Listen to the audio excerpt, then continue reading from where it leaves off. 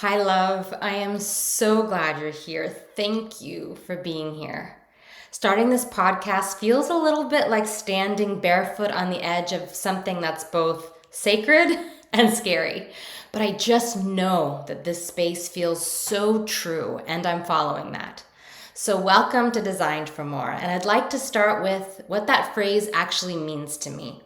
Not just as a title, but as a feeling. It's that feeling when you just know something feels off and like something is calling you towards something more. And maybe you can't name it yet. Maybe you know what it isn't. What it isn't is more productivity, more pressure, more proving. You just know that there has to be something more than that. You just know that life isn't supposed to feel so sticky. It's meant to, yes, sometimes feel hard, but also feel good. And at the same time, you know that you are a spirit here having a human experience, and that experience wants to feel expansive and abundant. Deep down, you know that you're designed for more joy, more peace, more pleasure, more ease, more freedom, more clarity, more fun, more abundance, more intimacy. And no, not some far off future, but now, in this life, in your life. And you're right. For me, Designed for More isn't about becoming something or someone different. It's about becoming more you. It's about remembering that who you are is not the problem. What's getting in the way is conditioning. And that is why I love human design, because to me, human design isn't a personality tool and definitely not a set of rules to follow. It's a mirror, it's a map, it's a remembering. It shows us the truth of how we're built to move through the world before the noise, before the masks, before the proving. And when you're aligned with your design, life stops feeling like a push. You stop swimming upstream, you stop abandoning yourself to be loved, and you start reclaiming the version of you that knows that joy is your compass, that ease and satisfaction are your birthright, that your desires are never wrong, that you're not here to chase the life someone else told you to want. No, you're here to create a life that feels like home. And that's what this podcast is about. And I want to share a little bit about me if we haven't met yet. Well, I used to be a vice president of marketing at L'Oreal, and I did some really cool things. I lived in a lot of really cool places. I used to do some really big things on the outside. I filmed commercials with Beyonce and Blake Lively. I launched new global brands. I lived in Montreal, Toronto, Paris, and New York. And for a girl who was from a very small town in northeastern Canada, that felt like a really big deal. And it was actually absolutely amazing until it wasn't.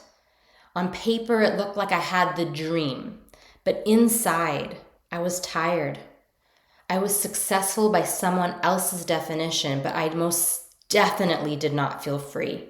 I didn't feel lit up. I didn't feel like myself. I didn't feel like home. You know, have you ever experienced a relationship or a habit or held a job or a role in life that just no longer served you, but you had a really hard time letting it go? Because oftentimes what is familiar feels safe, even if it doesn't serve us. And we will hang on to that with an iron tight grip, even when it feels impossible not to listen to the call of something more. So I held on to it for years. In some ways, I feel like maybe it would have been easier if I had like a real asshole as a boss, or, if the working conditions were really poor and it forced me into changing, but it wasn't the case. Sometimes what's calling to us, the invitation, is to walk away from something that looks really great on paper. I had leaders that saw me, that supported me, and that celebrated me, that actually vision held for me, that saw me as bigger and more capable and with more opportunities than I saw for myself. And that served me in a lot of ways for so long until it didn't. And when it didn't, It felt so painful every day. It began to feel so painful to be out of alignment with who I was, knowing I was meant for something else, but having no idea what that was, and feeling completely petrified to figure it out. I wanted to have the whole plan mapped out before I would move. I wanted to know where I was going, where I was going to move, how much money I was going to make, what the future there looked like. I wanted it to be safe and secure before I would move.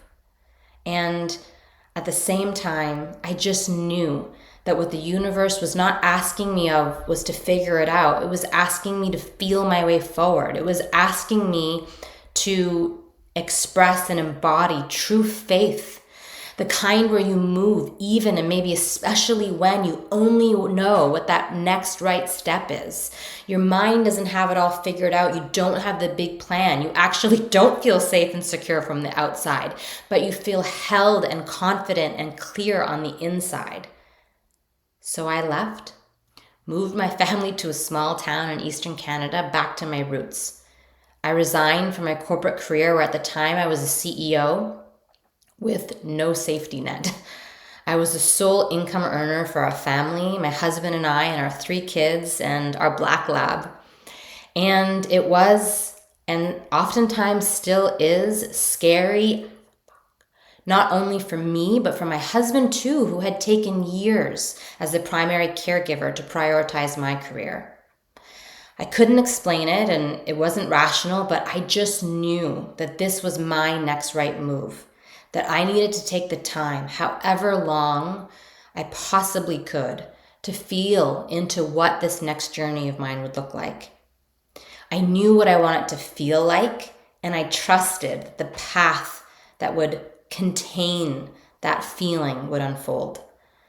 I just craved turning in my high heels for being barefoot on the ground. And I didn't want to just be something that existed like on the weekends or at a retreat. I wanted it to be what my Monday felt like and looked like. And you know what? Today is a Monday, and I just got back from a beautiful walk in the woods with my dog, having the sun on my face, drinking cacao, seeing my youngest daughter out on a walk on a field trip with her class, and giving her a big hug. I am now rebuilding life on my terms. I'm doing big things, not just on the outside, but most importantly, on the inside. And of course, they're having a ripple effect on the outside, as within, so without.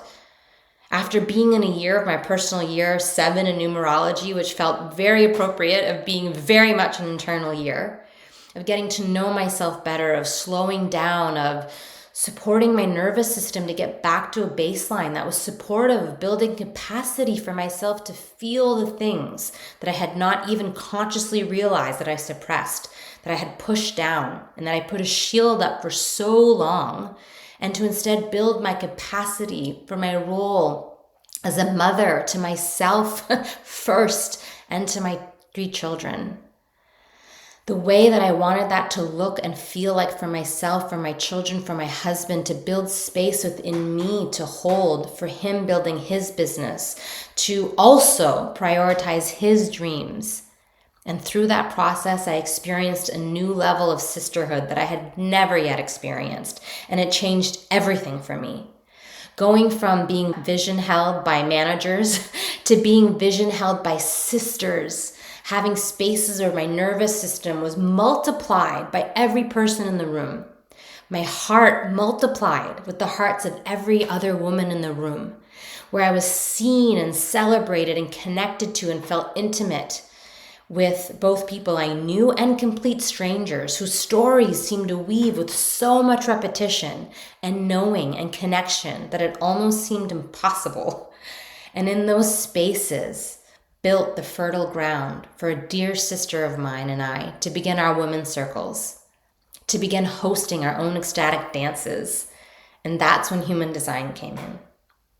Not just as information, but as affirmation, a deep exhale like a yes. This is who I've always been. And now I have the conscious awareness of who I am, who my soul chose to be in this lifetime. And what conditioning is getting in the way of that?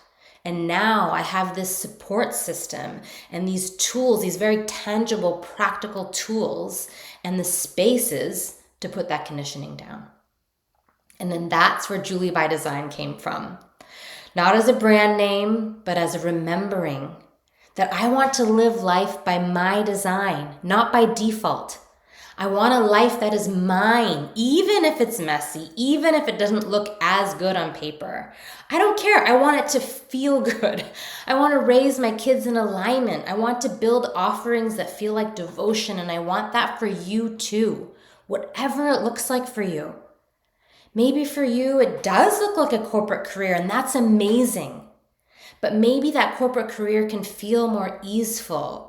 I remember for me, if I could go back and even just accept, or maybe more than accept, like have the courage to simply say, I don't know, when asked a question in a meeting, rather than spending hours preparing my speech or my presentations. If I could have trusted my open throat and communicated what was in the moment, if I could have understood my inner authority as emotional and asked for time before responding to things, if I could have asked my team to give me things to respond to with my gut versus trying to figure out everything myself and figure out through the mind, pulling things into it, things would have felt so much juicier, so much more energizing. And I want that for you. Whether it's reclaiming your role as a stay-at-home caregiver or parent, or transitioning from a corporate career into entrepreneurship, whatever is on your heart, whatever you know that you are designed for more for, because it's a pull from the inside and not a push from the external. I want to support you in that. And that's why this podcast exists. So, what can you expect from me? Well, this first season I'm feeling into so far will probably just be me. Solo episodes that feel like a mix of sacred transmission and grounded teaching. We'll start with the foundations of human design, but in a way that I hope feels deeply human, not like another system to master.